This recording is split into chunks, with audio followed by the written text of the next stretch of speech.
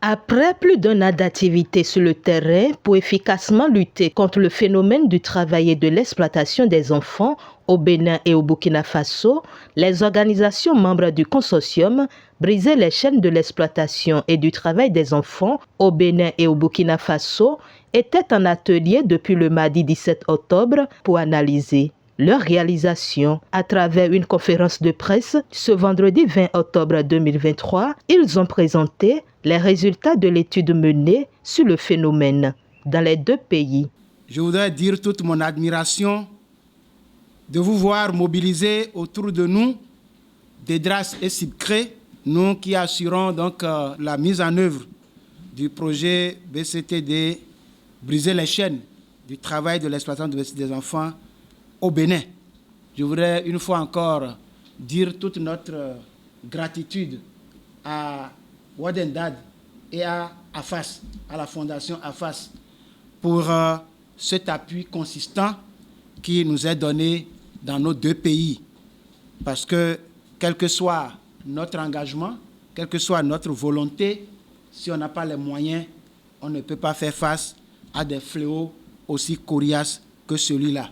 Au cours de l'année dernière, Wadendad a commandité une recherche pour comprendre l'ampleur du travail domestique des enfants, l'écosystème de la protection de l'enfance et les mécanismes de sauvetage et d'orientation au Burkina Faso et au Bénin. Les données ont été recueillies au moyen de groupes de discussion, d'entretiens avec des informateurs clés et d'entretiens individuels avec des travailleurs domestiques actuels et anciens et des personnes qui ont été socialisées par vidéomegong ou confiage. Les facteurs d'incitation et d'attraction du travail des enfants. Le premier facteur, la nécessité économique. Dans les régions à taux de pauvreté élevé, en particulier les zones rurales et certaines communautés urbaines, le travail domestique des enfants apparaît souvent comme une stratégie de survie pour les familles. Deuxième facteur, confiage culturel et tradition. La pratique culturelle ancienne du confiage au Burkina et du vidéomegong au Bénin agit comme un facteur d'attraction important. Facteur numéro 3, préférence de l'employeur. Les employeurs optent souvent pour le travail des enfants, en particulier les enfants âgés de 5 à 14 ans, plutôt que pour l'emploi des adultes pour de multiples raisons socio-économiques. Les enfants sont perçus comme moins susceptibles de contester les mauvais traitements et plus malléables au désir de l'employeur. Facteur numéro 4. Déplacement provoqué par des changements climatiques et les conflits. Facteur numéro 5. Superstition et peur. Lacunes et défis dans la lutte contre le travail des enfants au Burkina Faso et au Bénin. Première lacune, le faible taux d'enregistrement des naissances. Système éducatif inefficace. Ces derniers temps, en particulier après la Covid, l'exploitation du travail domestique des enfants a augmenté au Burkina Faso et au Bénin. La cause profonde de cette situation réside dans les insuffisances perçues du système éducatif, manque de ressources et corruption. Le Burkina Faso et le Bénin entrent tous deux dans la catégorie 2, ce qui indique qu'ils ne respectent pas pleinement les normes minimales d'éradication de la traite des êtres humains, mais qu'ils déploient des efforts considérables pour le faire. Ces efforts portent principalement sur des mesures juridiques visant à lutter contre l'exploitation des enfants. Toutefois, des ressources limitées entravent la pleine application des lois. À ces facteurs d'attraction du travail des enfants, des lacunes et défis dans la lutte contre ce fléau, s'ajoutent les mécanismes de prévention et d'orientation suivis des recommandations stratégiques du consortium. Sur le plan politique et juridique, le Bénin et le Burkina Faso ont déjà mis en œuvre des normes et des lois internationales clés, notamment la Convention des Nations Unies relative aux droits de l'enfant et les conventions 138 et 182 de l'OIT, qui traitent respectivement de l'âge minimum et des pires formes de travail des enfants. Néanmoins, la ratification de conventions supplémentaires, telles que la Convention 189 de l'OIT, étendrait les protections spécifiques à tous les travailleurs domestiques, y compris les enfants, améliorant ainsi leurs conditions de vie et de travail. En ce qui concerne les mesures préventives, des systèmes d'alerte ont été mis en place par des ONG opérant dans les zones où les enfants sont le plus souvent recrutés. Ces organisations ont mis en place des communautés de surveillance chargées de suivre et de signaler les cas d'exploitation des enfants. Les enfants qui sont extraits de situations d'exploitation sont ensuite orientés vers des centres spécialisés dont l'orientation n'est pas toujours efficace. Ces centres coordonnent leur rapatriement et leur réhabilitation. Nos recommandations stratégiques pour l'éradication de ce fléau.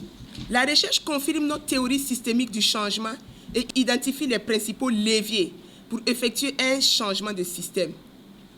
1. Amélioration de la coordination. 2. Accessibilité des ressources. 3. Adaptabilité juridique. 4. Normes et pratiques culturelles.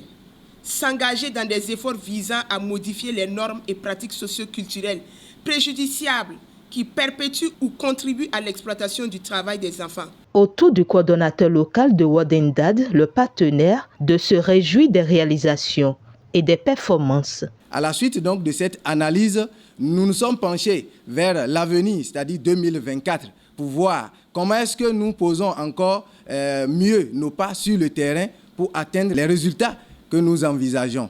Ainsi, chaque organisation membre du consortium a eu le temps de présenter son plan d'action, les perspectives, ce qui sera fait sur le terrain aussi bien au Burkina qu'au Bénin en 2024. Cela a été soumis donc à l'appréciation de tous les participants pour des touches à apporter pour mieux orienter, pour mieux définir les concepts stratégiques donc d'intervention sur le terrain afin de relever efficacement le défi. Alors, après ces 2 jours d'intenses activités au niveau bureau, nous nous sommes rendus sur le terrain. Nous avons ajouté donc le terrain à la théorie, aux échanges. Et nous étions à Abomey-Calavi, dans le centre Claudia, qui est un centre d'accueil des jeunes filles victimes, donc, entre-temps, du travail des enfants. Après cette destination, nous étions allés à Soava. Nous étions dans une séance de sensibilisation pour échanger avec les communautés, écouter aussi leur opinion, leur pensée sur la question et mieux définir l'approche de travail avec ces populations afin d'atteindre efficacement les résultats. Au cours des échanges, la présidente de l'association pour la défense des droits des aides ménagères et domestiques a partagé avec l'assistance son expérience et les actions que mène son association. Place fut ensuite faite aux diverses préoccupations des hommes des médias auxquels des éléments de réponse ont été donnés et au consortium de lancer un appel à l'action. Nous exhortons les décideurs, les organisations non gouvernementales et toutes les parties prenantes concernées à prendre des mesures immédiates.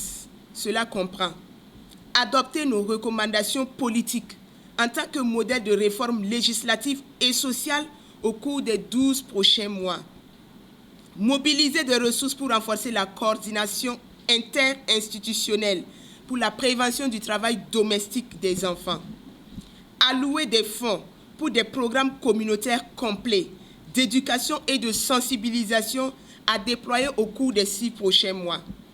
Donner la priorité à la ratification des conventions internationales clés telles que la Convention 189 de l'OIT afin d'offrir une protection spécifique à tous les travailleurs domestiques, y compris les enfants. Cette rencontre, qui a également connu la présence de la représentante aux Pays-Bas de Ouadendade, a pris fin sur une note de satisfaction avec les regards tournés vers les défis à relever durant les 5 prochaines années pour atteindre le rêve et ambition commun.